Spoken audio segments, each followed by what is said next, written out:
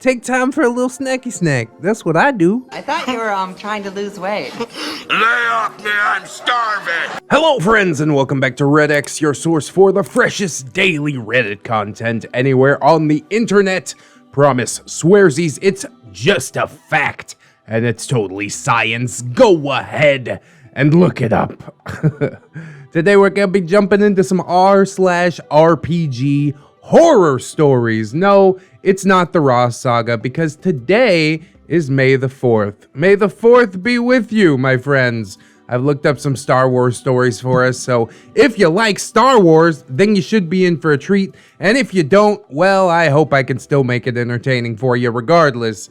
Yesterday I took a day off. I was just having some problems with my brain chemicals and really did not feel up to recording, so I uploaded a gigantic 7-hour creepypasta, which the people that actually watched it seemed to enjoy it, but the views suffered. Obviously I can't take too much time off because the algorithm will start to hate me after a certain point. They'll be like, okay, no more homepage for you. But it was good. I had a little bit of time to recuperate. Obviously, I love doing YouTube as my job, but I have been going daily for 5 months straight or so. So every once in a great while, I need some time for myself. But obviously, if you're watching this video, you're still here. And I thank you so much for supporting and helping me to live the dream. So with all that said, let's get some plugs and disclaimers out of the way. And then we will jump headfirst into some Star Wars cringe. And I'm not talking about the movies. Oh, snap.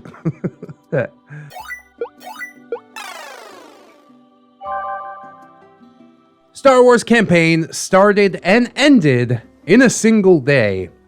A decade or so back, I decided to try and GM a custom adventure from Fantasy Flight's Star Wars RPG. No custom races or guns, etc., but I handmade a setting that tried to fit into the game universe. I met some mid-20 age randos at my local college library for the first session. There was no session 0. My first mistake. For this campaign, I did a ton of prep work. Pulled up a Star Wars star map, found a planet, crafted a very plausible setting of a Corps that was looking to mine some rare resource on the planet, but was having troubles with some very primitive locals. The group was to fly to the orbital station, accept a contract to hunt them down, and weaken them enough to let the Corps operate in peace, and then head planetside and get going. Yes, it does sound a lot like Avatar. No, I'm not ashamed of that. Self-awareness is important. I knew some players might figure this out, so I made a lot of adjustments. When they arrived on the planet, they would be accosted by a skirmish party, but would most likely wipe the scouts out. From there on, I had multiple branches where the group could go. The skirmishers would have weapons that the Corps said they shouldn't have, and attentive players would want to find out why. There would be an ancient wrecked ship hidden deep in the jungle where the group would find Jedi or Sith tech, or something that the natives were using to defend themselves. The group would be captured at some point and taken to a military camp. They would have the option of joining the natives and fighting back. They could go rogue and look for the ship to loot it, possibly fix it and take it, or figure out what it was doing when it crashed and try to complete its original mission. They could double down with the Corps and fully wipe the native tribe out. If they resisted, there was an out, where the Corps would buy out the contract and allow them to leave without further pursuing them. This game has a mechanic where making enemies can have lasting effects in later adventures. I had planned for the campaign to go in many directions in case the group was just bored or perhaps inventive, but I was not prepared for chaotic stupid. The player group jumped right in, landed in the docking bay with several other ships. The Corps had put out a call for adventurers and mercenaries, so the group would be one of many going planetside. This could have led the group to making friends or enemies with the other groups, yet another way to spice up the campaign. They walked into the lobby of the docking bay, and shit went south so fast. One player decided some rando Wookiee merc, also there for the contract, looked at him funny, so he was gonna start a fight. Another wanted to vault over the secretary's desk in the lobby to hack the computer for secrets. All of this in a core lobby full of armed and armored security, mercs, droids, and witnesses. I warned them that these actions would not go well. I had a guard push said hacker wannabe back over the counter and told Brawler Man to calm it down. Hacker decided to pull a holdout blaster and point blank shoot said guard. Oh boy, there we go. The other players drew weapons and started shouting. Deep sigh, roll for initiative. In the end, the shootout between core security, two other pissed mercenary groups, and said player group of morons involved a few grenades, shoddy pistol work, and an angry Wookiee throwing one player through a wall and a near TPK. Can't remember the finer details, but the group did not make it any further than the lobby. The last surviving player, under gunpoint of head security, was escorted back to his player ship, his dead crew piled in the cargo hold, and told to warp out or they, the core, will Alderaan his ass. At this point, the other players got mad that the first fight was too hard and I was being a difficult GM. You were not supposed to get into a fight. All you had to do was sit through a PowerPoint, eat a space cookie, sign a contract, then leave and go planetside. And then you could shoot and loot. But that's what my character would have done. Classic. We ended the session not much longer after, and the players opted to do something else the next day. Always have a session 0. What my character would have done my ass, dude. If your character was honestly that stupid, they would have died much younger than they currently are. But I guess whether you're playing D&D or Star Wars or Pathfinder or whatever else, murder hobos will be there. Now we've got murder hobos in space.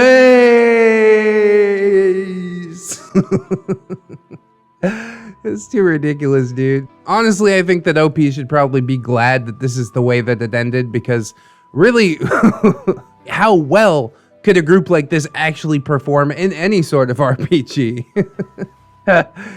Okay, they didn't get in the fight, you get them down on the planet, it's still gonna be like herding cats. So perhaps this was the most merciful way for things to end. Good lord. Anyways, we got plenty of these stories, so let's jump into another one. Oh, and this one's a compilation. Star Wars Horror Stories, plural. I would love to play a Star Wars RPG for once that doesn't fall apart before session 1 or turn into a small-scale horror story. However, for me, this has yet to happen. Here are some snippets. The hypocrisy is strong with you. Joined a game of Edge of the Empire, focused around the Outer Rim in the original trilogy timeline, basically like Wild West roleplay in space. Two players refuse to tell the rest of the group what they are playing before the game. Weird, but okay. No, not okay. My character might not know, but I definitely need to know out of character, okay? I don't want no weird surprises. Then the first session begins. Both of them present their characters. Both are lightsaber-wielding Mandalorians. One being a fully fledged Jedi, the other dual wields them. God. Okay, in a post-Order 66 setting, I kind of roll my eyes about that and ignore it until the two loudly complain to the DM. He can't dual wield lightsabers. There's no Jedi left to have trained him in it. He would have cut off his own arms, argues the Mandalorian Jedi with a lightsaber. Well, the other Mando joins the argument, shouting at the Mando Jedi for being jealous that his character's just way cooler than his and that he has to suck it up. Their insults last for about 5 minutes until the DM just completely deletes the Discord and is never heard from again. Abandoned ship, bro. That DM is the smartest person in this campaign. Look, I don't really want to play anymore. Bye. So funny. Edge of the Empire. Edge is already included. Joined an Edge of the Empire game. DM clearly stated in the recruiting post that it will be a heroic campaign, with ex-bandits and other fringe society people rising up to be the hope of the people. Also, no Force-sensitive characters, at least not at the start. They hint that we might unlock Force potential later on. I joined the Discord, a handful of other players do the same. I think about playing a medic or something like that, and I asked around what they think. And they want to play Sith. Every single one of them. The DM states again that this is Edge of the Empire. It's a heroic campaign. And again, there will be no Force-sensitive characters, let alone trained Force users. And they all throw a tantrum. If you don't want us to play Force users, why offer to play Star Wars at all? Boy. They all leave. I remain. The DM tries to get new people. Doesn't find any. Game disbands before session 1. Not only did these people obviously not read the post, but I don't think they actually get what playing a Star Wars RPG is all about. You don't have to be a Force user, and if you are going to be a Force user, wouldn't it be much more gratifying if you gain those Force powers later on? You're there for the journey of your character instead of just being like, yeah, I play like the badassest dude ever. Okay, how interesting. Have we all forgotten the art of character development? I'm sorry you weren't able to find more people. It sounds like a cool thing to me. Force users in general are like such a small population, the tiniest fraction of people that exist in Star Wars. That's one of the reasons that I love the Battlefront games so much. You could just go out there as a stormtrooper or a Wookiee and shoot your little blaster, have a good old time. We didn't need Jedis, Battlefront 2. But I guess that is a complaint for another day. So let's get one more story, a very beefy story, and then I'll probably get out of here. So let's check it out. The Star Wars Saga of Super Serious Nick. I thought it was going to be Serious Sam. But it's Nick. This is a story about FFG's great Star Wars system. I've been GMing the game since it came out while I was in college. My previous experiences in tabletop role-playing games weren't amazing, particularly my first time playing D&D 4th edition. Oh, we'll have to check out that post at some point. But once I got the CRB for this Star Wars game, I was beyond excited. However, not many people played it at the time, so I wound up GMing rather than playing it myself, and I stayed GMing pretty exclusively for years. I've always wanted to be a player, but even on Roll20, I'd only gotten into a one-shot maybe once or twice. I mention all of this to show how absolutely mind-blowingly excited I was to play a campaign that I applied to on Roll20 this year. The campaign was described as Rebel Task Force, and was basically described as Suicide Squad, but as rebels. You son of a bitch, I'm in. Yeah, I guess it sounds kind of cool. Suicide Squad as a movie is not a very good movie, but the premise is pretty ultra cool. A bunch of people applied with their character ideas for their rebel. I did see a couple of cool ones. A standard Twilight girl that saw the Empire decimate her village and wanted to fight against them while healing others. A droid that worked in a diner but was running from the Empire after accidentally downloading secret intel. I love that. A blind Jedi that uses his force powers to augment his fists rather than use a lightsaber. Cool stuff. Then came my application. My character was none other than Kras Donovac, military commander and known figurehead for the rebellion. One of the rebellion's first recruits with any semblance of military expertise. Kras was proud to serve after flunking out of the Imperial Academy. No, not that. I mean realizing that the Empire could not be allowed to continue while he drew breath.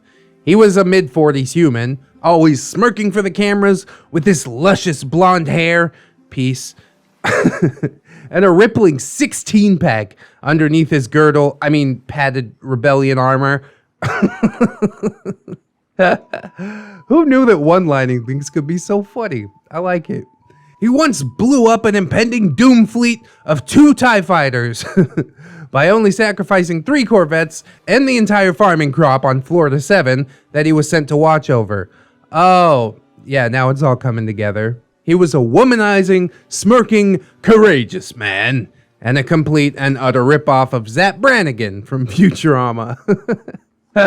Which I didn't put together until that last sentence.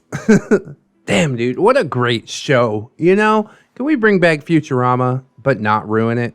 I'd like it to go on for 30 seasons, all of The Simpsons, but not become The Simpsons. You know what I mean? But I guess Matt Groening's on to bigger and better things, so no worries there. So yeah, OP's got an awesome character, and of course, he was contacted by the GM through Roll20 in Discord, saying that I had made the cut for the roster that he'd selected based on having a well-rounded party, so I could be the face of the group, with Crass's impeccable charm and deception skills. We all agreed to a session 0 over Discord to talk about the game and introduce everyone's characters to the group. Session 0 comes. We all join the voice chat, and there's one person that also turns on their webcam. This was Super Serious Nick. The GM introduces us all and tells us a bit about the theme of the game previously stated. We all said, yeah, it sounds awesome, and began introducing our characters. The only girl in the group, the Twi'lek named Lufty, went first. She gave us about 3 minutes of backstory, pretty standard stuff. Nick listens intensely, and after she's done, he says, For the purpose of my role-playing, I'd like to get a little more information. He then begins what can only really be described as a 10-minute long interrogation about this woman's character. How old is she? How did the Empire decimate her village? Did anyone survive? How long has she been with the rebellion? While these may be valid questions, it should be noted that none of our characters have even met yet. We're all going to meet in character during session 1, so there's actually no reason for him to know all of this background information on anyone's character for the purpose of role-playing. After Nick was satisfied, I ask, so what you're saying is she's new to the rebellion, but has lofty aspirations. That's a good one, though. And everyone laughs, except Super Serious Nick. He only rolls his eyes. And I only know that he rolled his eyes because he's the only one of us with his webcam on. Next character introduces themselves, the diner droid. Nick does the same thing. Tons of background questions about how the rebellion came upon this droid, the intel he downloaded. And again, all these things that he didn't really need to know.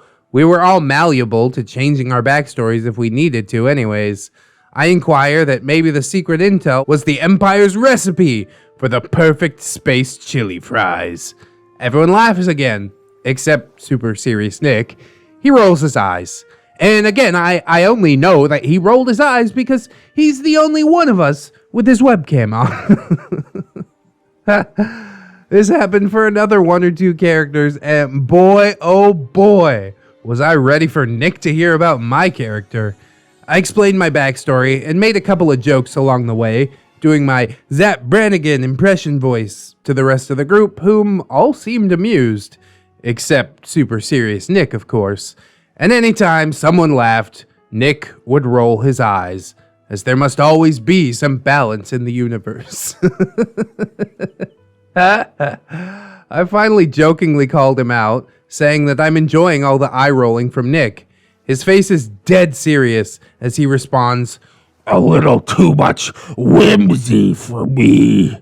Yes. We wouldn't want our campaign about space wizards and lasers to have any whimsy, would we? Star Wars is a space opera, Nick. It's supposed to be over the top. This I don't understand why he's taking it so seriously. He must be fun at parties. Nick then responds further with slight ire in his voice. That's a great opportunity for me to ask about the tone of this campaign. Are we going to be serious rebels on a deadly Black Ops mission? Or is this some kind of comedic band of misfits? The GM, flustered, says that essentially we can be both. Some people might want to play a bit more comedic-based character, and some might want to play the straight man. It's our game, he just wants to make it fun for us and all of our different personalities. Nick's deadpan serious expression begins to turn Super Saiyan serious. Now, I know I made a jokey character, and even though Nick is kind of being a dick, I didn't want him to think that I was there just to troll. So I speak up and say, hey man, I've been GMing this game for over 7 years now. I rarely get to be a player, and I'm really excited to be here. And I'm definitely not here to kick over anyone's sandcastle. I just like to be comedic because it's how I have fun. And I find it works particularly well when I'm the face character that's going to have to do a lot of lying and charming to get us through the game. I don't like playing a serious persona because all it takes is a few ones rolled in a single session to make it hard to keep a straight face sometimes. As much as Crass may not take the game's situation seriously, I do, and I'm excited to play with you. That seemed to sate Nick's bloodlust, at least for the time being, and he said he was glad that I elaborated. And then it was Nick's turn to explain his character. If you've read this far and you've got any experience with Nick's type, you probably already know what type of character he made. It was a human that's incredibly skilled in firearms and has a backstory all about all the criminal syndicates that he's worked for. He made it a point to say that the rebellion met him when they staged a prison break for another rebel, and he just happened to tag along. He made it a point for the rebellion to not be aware of all the things he's done in service of bad people. That his character is just doing what it takes to survive in this galaxy. Basically every Garth Ennis character. We didn't have many questions about his backstory, which Nick was probably sad about. He wanted to be the interesting one and be able to go off. But unfortunately, edgy criminal / orphan is about as cookie cutter as it gets in RPGs. Well, Nick left the session first, saying he had some stuff to do. After everything was established and we were just kind of chatting for a while, the woman playing Lefty said Nick's gonna have to put his computer monitor on the ceiling with all the eye rolling that he's doing.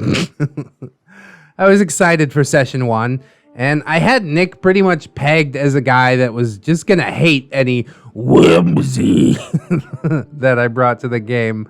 But I really did want this to work, so I internally made it my mission to try and be this guy's friend in-game. During session 1, we're all on a rebel base, and we meet in our bunks. The base comes under attack from Imperials, and we need to move out and investigate to see how we can help. Crass leads half the party until we meet up with Nick's character and the other half of the party. Obviously, the first thing Nick does is point his gun at me and spend 10 minutes interrogating Crass. I, in accent, stumble through enough questions that Nick is finally satisfied, at least seemingly so. We go down a hallway until we happen upon a door to our left and a hallway to our right.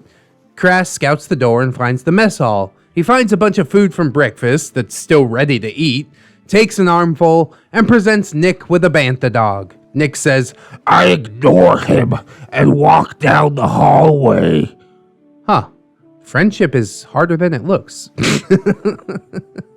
I like OP, man. This is good stuff. We end up fighting a squad of stormtroopers. GM says to roll initiative.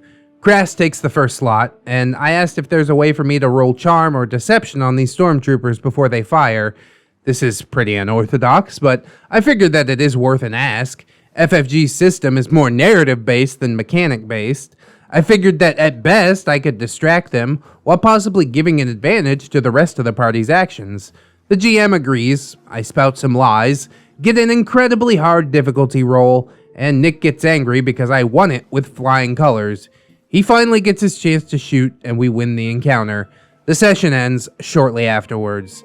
Everyone leaves except for me, who wanted to talk to the GM for a bit. He seemed a little flustered during the game, stammering through a lot of his exposition and scene descriptions. I asked if he's played a lot of this system before, and he confesses to me that this is actually the first campaign that he's ever run in any system. I told him, well, he's doing great and he should try to relax a little. It's only Star Wars and most of us are seemingly having a great time. Nick chose to leave the campaign after that session, obviously, telling the GM that his style was just not the roleplay experience he was looking for. Which I'm sure is true. And I hope he gets his desired campaign where he can properly tout his Omega Dark backstory and be super serious Warhammer Nick somewhere else. And I do regret giving him my Bantha dog. That's right, you can't fight on an empty stomach, Nick. That's basic, Nick. Take time for a little snacky snack. That's what I do. Honestly, this one didn't end that bad. Some of these things are like explosive arguments, you know, a Discord server collapsing, stuff like that. This ended more with a fizzle than with a bang, and I do have to tip my hat to Nick for that much, you know? All he did was roll his eyes, and then he decided, hey, this session isn't for me, which is pretty mature. Even if he is a bit of an edgelord, at least he didn't, like, drag that into the campaign. He's just like, hey, look, man, I don't think this is for me. And he might be right about that, you know? He's obviously looking for the Black Ops suicide mission with a crew of super serious soldiers only that don't make any jokes or anything. That sounds like a nightmare session to me. But for Nick, if it's his ideal session, then yeah, I hope he finds it. He obviously wouldn't fit into any RPG that I like to play because obviously I like to get goofy with it.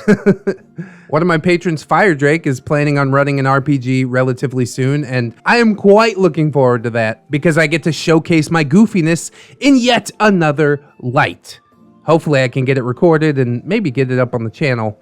Might be kind of cool. You can get to know Fire Drake and Ramtide and Bell and Zuka and Tato Ferret. One of my other patrons is going to be there too. So that is amazingly exciting. And I guarantee that there's going to be some goofery along the way because I'm just not very good at super serious. You might not believe that from the 7-hour creepypasta that was posted yesterday, but that is not my natural state. I don't really like super serious. I like the laughs, the funny ha-ha good times. And I hope that you guys like it too.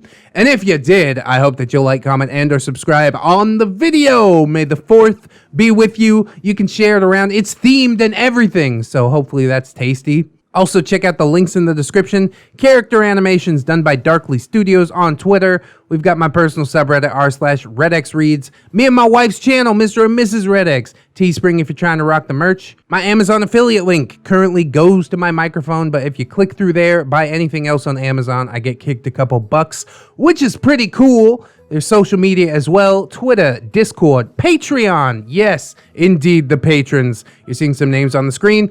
I'd like to thank them all, but especially ZeroMMX, Lady Nix, Robert Waite, Cider Drinker, Tato Ferret, Mark211, Michael Undead, Aaron W, Mitch, John Hero, Candy Sora, Fire Drake, Little Lone Wolf, Miss Monday, Silent Revolver, JM Coon, Leon Embers, TSM Kirby, Redwind, Synaptic Boomstick, Jerry, Staples, Yeet, Cake Jerry, that's a different Jerry. My boy Nat One Nick, Tamago, MVP, and that big delicious jelly donut. Thank you guys so much for helping me to live the dream. Things do get demonetized from time to time. This video should be pretty safe, but if you would like to help me in pushing back against that demonetization, your assistance is highly appreciated, and I thank you so much in advance. But if you can't right now, don't sweat it too hard, friends. I just appreciate you coming on through, hanging out with me, and I hope that you come on back and hang out with me again tomorrow. Because really, the views is, you know, that helped my BF stay so buttered. Mike Tyson. Always keep yourself safe out there. Wash your hands, super important, but also take some time out and do something that you personally enjoy. Yes, indeed. Maybe watching some more ReddX videos. Oh, we got so many of them. I hope you will keep in mind, friends, that you are loved, you are worthy, and you definitely deserve it. I will see you in the next one. And until then, bye-bye.